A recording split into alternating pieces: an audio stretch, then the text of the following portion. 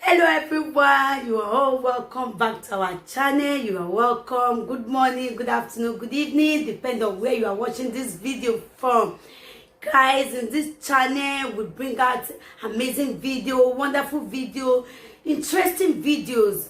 Please do subscribe so that you can see more videos in this channel. As you do so, God bless you.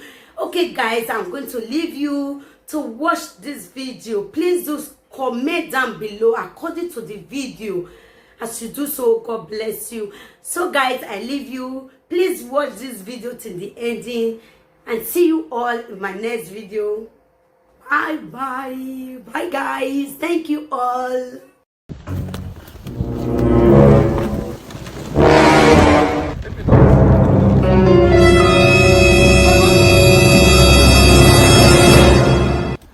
Flexi. Me no call you. Son of the sun. Son of the sun. Sama o. Dede no kadori ugwe wa dira. Ye me da wa na we bu no call you. Be wa o. Call. Lare. What is that? Ye play yari. E play me play me yari. Ye ya so wa. Lare. Okay. Call you. Oflex. Call you. Call you. Edomo. Ye edore kine do yi. Edo yereba. We just get do yereba. Ye do yereba. Ma ho be wo ti age a governor he don't have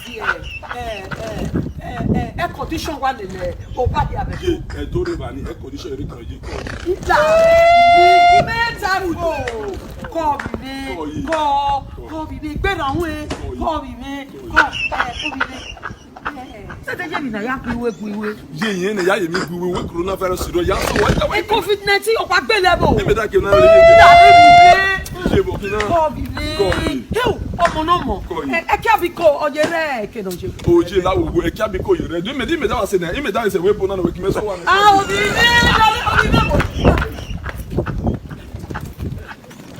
Obi be iya ha we no wa ru ohun ye sere o wa ye ru ohun na ye ma gbe ko ye ma gbe yara na ma ni bi gbe mo we ni agbe ye de lawa lare o ma efo ya ko je ko je di mi me da we se we bo na ti a de gbe yo wa ni ye o ni be se be de on han lare o bi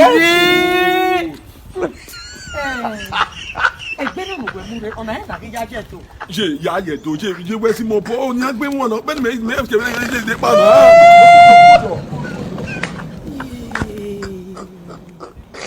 Èmi bí ẹ̀ka náà ṣe à.